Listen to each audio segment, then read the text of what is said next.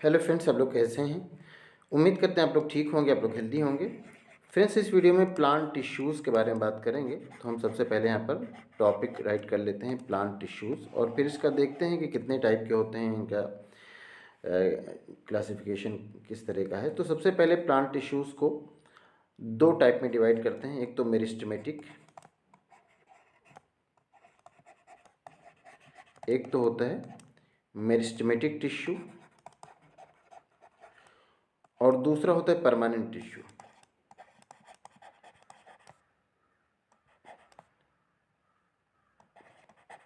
Permanent tissue, तो दो type के टिश्यू हो गए। यहाँ जब पहले हमने जब टिश्यू को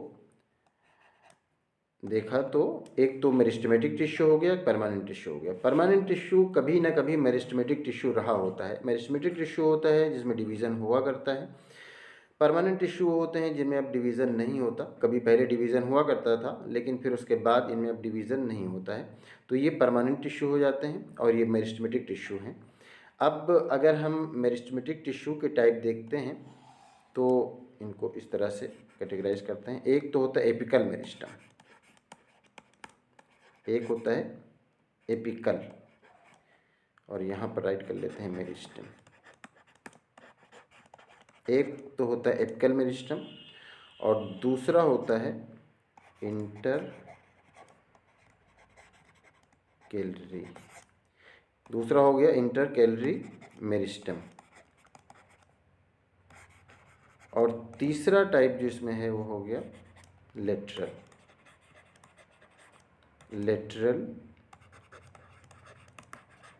मेरिस्टम। अब ये तो हो गया जो मेरिस्टेमेटिक टिश्यू हैं उनके टाइप हो गए, थ्री टाइप के, एपिकल, इंटरकैलरी और lateral meristem.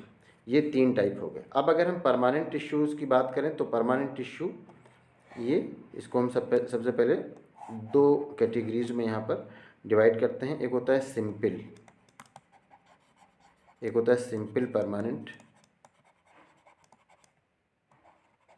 Simple permanent tissue.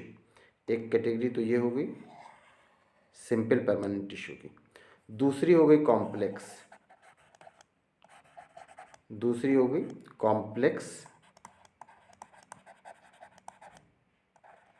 Permanent tissue. अब ये दूसरी कैटेगरी हो गई। एक सिंपल हो गया, एक कॉम्प्लेक्स हो गया। अब सिंपल जो होता है उसकी अगर हम कैटेगरी करें तो सिंपल में यहाँ पर हम इस तरह से राइट कर देते हैं। सिंपल को आप देखते हैं तो एक तो हो गया पैरेनकाइमा, CHYMA। एक तो हो गया पैरेनकाइमा, दूसरा हो गया कोलेनकाइमा।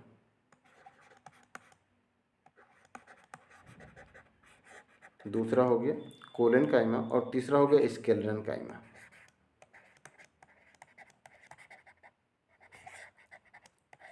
तीसरा हो गया स्केलेरनकाइमा। अब ये तो सिंपल टिश्यू के टाइप हो गए। अब अगर हम सिंपल टिश्यू के बाद कॉम्प्लेक्स टिश्यू पे आते हैं तो उसके लिए हम इसको पहले इरेज कर देते हैं, ये जो सारा कुछ है। फिर उसके बाद हम आते हैं कॉम्प्लेक्स टिश्यू पे, तो ये हमें स्पेस मिल जाएगा राइट करने के लिए। तो हम उसके बाद कॉम्प्लेक्स टिश्यू के बारे में राइट करते हैं। तो अब हम यहाँ पर राइट करते हैं कॉम्प्लेक्स टिश्यू को, कलर चेंज कर लेते हैं तो हमें क्लियर शो होगा। अब कॉम्प्लेक्स टिश्यू को जो हम देखते हैं तो इसके दो टाइप हो गए। एक तो हो गया जाइलम, एक हो गया जाइलम और दूसरा हो गया फ्लोएम। यहाँ पर राइट कर देते हैं, दूसरा हो गया फ्लोएम। अब जाइलम के अगर हम इसके यहाँ पर टाइप करते हैं, जाइलम में देखते हैं क्या क्या होता है। तो वेसल्स, वेसल्स हो गया, ट्रैकिड्स,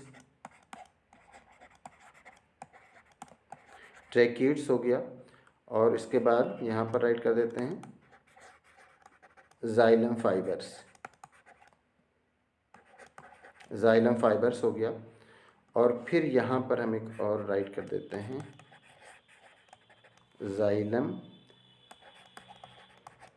पैरेनकाइमा, जाइलम पैरेनकाइमा। अब ये जाइलम के टाइप हो गए, 1 2 3 और 4, ये जाइलम के टाइप हो गए। अब फ्लोएम के टाइप हम देखते हैं तो इसको हम कलर चेंज कर लेते हैं और हम कोशिश करते हैं कि इसी में 4 टाइप इसका भी हो जाए। तो एक तो हो गया